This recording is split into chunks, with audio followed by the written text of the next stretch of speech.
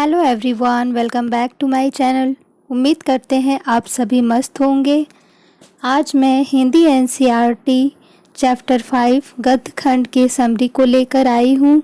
तो बिना time waste किए वीडियो को फटाफट से स्टार्ट करते हैं।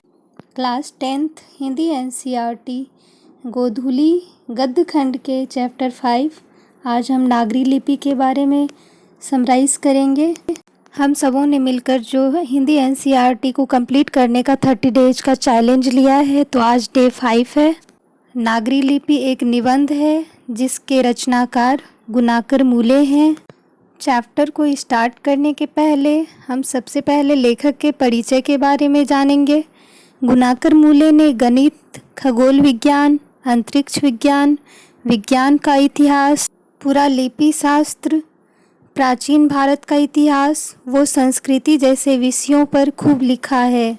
पिछले 25 वर्षों में मुख्यतः इन्हीं विषयों से संबंधित उनके 2500 से अधिक लेखों और 30 पुस्तकों का प्रकाशन हो चुका है। लेखक की कुछ जीवन परिचय के बारे में जानते हैं। गुनाकर मूले का जन्म 1935 ईस्वी में महाराष्ट्र के अमरावती जिले के एक गांव में हुआ था। उनकी प्रारंभिक शिक्षा दीक्षा ग्रामीण परिवेश में ही हुई। शिक्षा की भाषा मराठी थी। उन्होंने मिडिल स्तर तक मराठी पढ़ाई की। फिर वे वार्धा चले गए और वहाँ से उन्होंने 2 वर्षों तक नौकरी की। साथ ही अंग्रेजी व हिंदी में अध्ययन किया। फिर इलाहाबाद आकर उन्होंने गणित विषय में मैट्रिक से लेकर एमए तक की पढ़ाई की। सन 2009 ईस्वी में गुनाकर मूले जी का निधन हो गया। मूले जी की कुछ प्रमुख रचनाएं भी हैं जिन्हें हम आगे के वीडियो में देखेंगे। अक्षरों की कहानी, भारत, इतिहास और संस्कृति, प्राचीन भारत के महान वैज्ञानिक, आधुनिक भारत के महान वैज्ञानिक, मैंडलीफ महान वैज्ञानिक, सौरमंडल, सूर्य, लोक नक्षत्र, भारतीय लिपियों की कहानी, अंतरिक्ष यात्रा, ब्रह्मांड परिचय, भारत विज्ञान की कहानी आदि गुनाकर मूले जी की प्रमुख रचनाएं हैं। अब आगे के वीडियो में हम पाठ के सारांश को देखने वाले हैं। प्रस्तुत पाठ गुनाकर मूले की पुस्तक भारतीय लिपियों की कहानी से लिया गया है। इसमें हिंदी की लिपि नागरी या देवनागरी के ऐतिहासिक विकास की रूपरेखा के बारे में बताया गया है।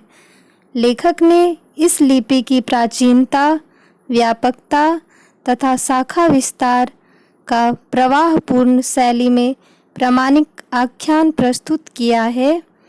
साथ ही लेखक ने निबंध को जटिलता से दूर रखते हुए सादगी और सहजता के साथ जरूरी ऐतिहासिक जानकारियाँ देते हुए लिपि के बारे में लोगों की जिज्ञासाएं जगाने की कोशिश की है। अब हम पाठ में प्रस्तुत लेखक द्वारा विभिन्न चरणों को देखेंगे। प्रस्तुत पाठ में लेखक ने हिंदी की विभिन्न बोलियों के बारे में बताया है कि हिंदी तथा इसकी विविध बोलियां देवनागरी लिपि में ही लिखी जाती है। नेपाल की नेवारी भाषाएं भी इसी में लिखी जाती है। मराठी की लिपि भी देवनागरी ही है। संस्कृत और प्राकृत के बारे में भी एक महत्वपूर्ण तथ्य यह है कि इसकी भी लिपि देवनागरी ही है। गुजराती लिपि देवनागरी से भिन्न नहीं है। ठीक उसी प्रकार बंगला लिपि भी नागरी लिपि की पुत्री नहीं बहन के समान है। अगले पड़ाव में लेखक नागरी लिपि की विशेषता के बारे में बताते हैं।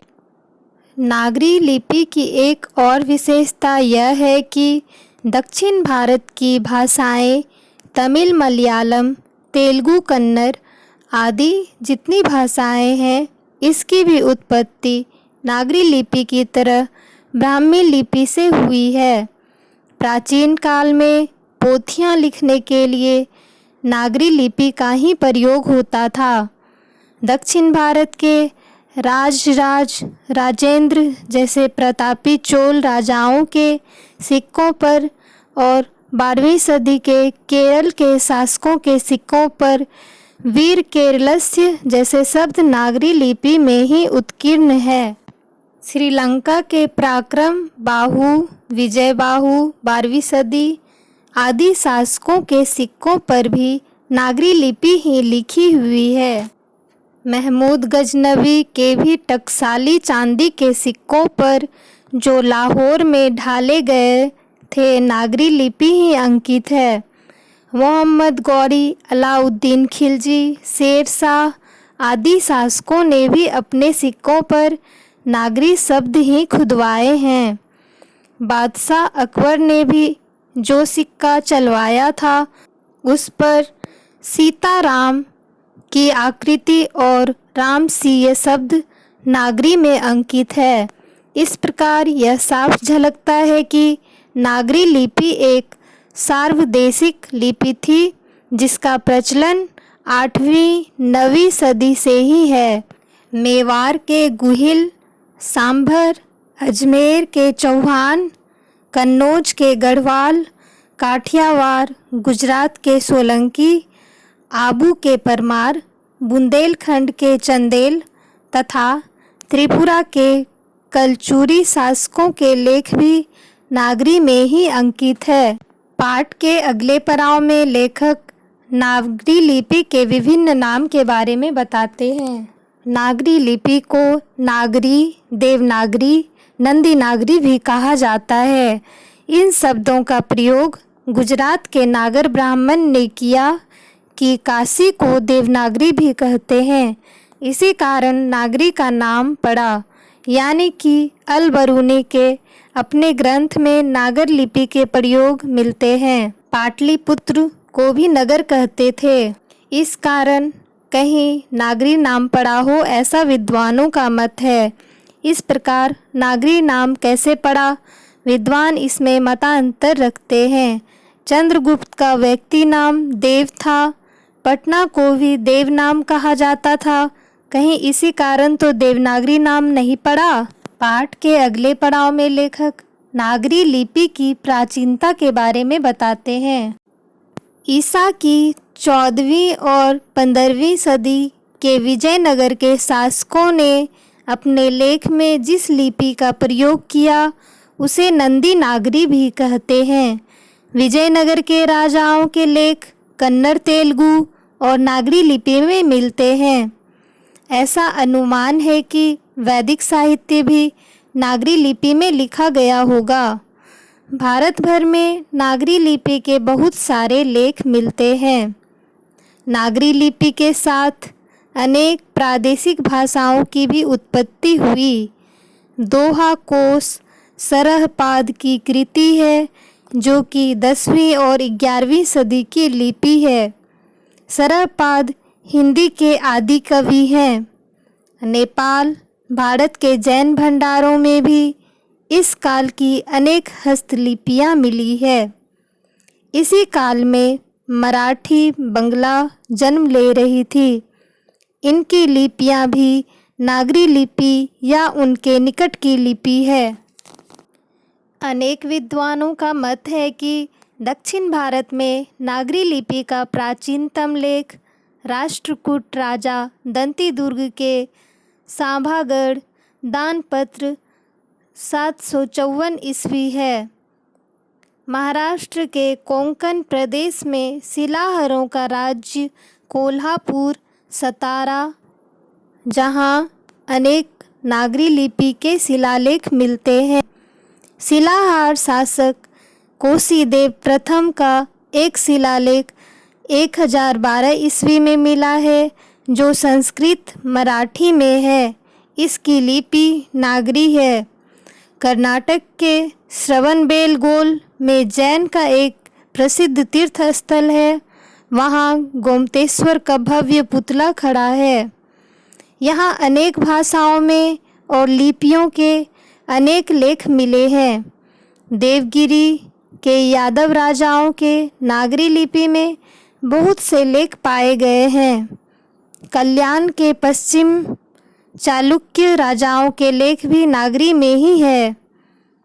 उड़ीसा के गंगवंश के कुछ शासकों के लेख भी नागरी लिपि में पाए गए हैं। दक्षिण के पांडव प्रदेश से राजा वरगुन के पालियम ताम्रपत्र मिले हैं। प्रथम ताम्रपत्र तमिल से ही शुरू होता है, लेकिन इसकी दूसरी लिपि नागरी लिपि भी है जो ईसा की 9वीं सदी की है।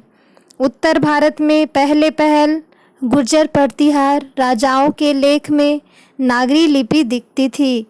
मिहिर भोज की 1840 से 1881 ईस्वी की ग्वालियर प्रशिस्ति नागरी लिपि संस्कृत भाषा में है। 12वीं सदी के बाद उत्तर भारत के सभी हिंदू शासक की देवनागरी लिपि का प्रयोग है। इस्लामी शासकों ने भी अपने सिक्कों पर नागरी लेख अंकित किए हैं।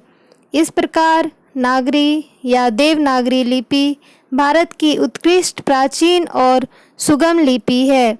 इसका प्रयोग सारे देश में अनेक शिलालेखों, ताम्रपत्रों, सदनों, राज्य क्षेत्रों आदि में हुआ है, जो उदाहरण के लिए उपयुक्त है।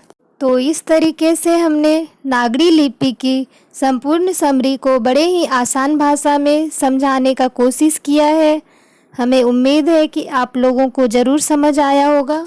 वीडियो कैसी लगी आप लोग कमेंट में ज़रूर बताना। हमारे चैनल पर अगर नए हैं तो हमारे चैनल को लाइक करें, अपने फ्रेंड्स से भी वीडियो को शेयर कर देना और हमारे साथ जुड़े रहने के लिए हमारे चैनल को सब्सक्राइब करके बेल आइकन ज़रूर प्रेस कर लें, ताकि मैं जब भी नेक्स्ट वीडियो अपलोड करूं तो वो नोटिफिकेशन आप तक पहुंच सके। तो मिलते हैं नेक्स्ट वीडियो में, तब तक do revision, stay healthy, stay blessed and stay motivated. Thanks for watching.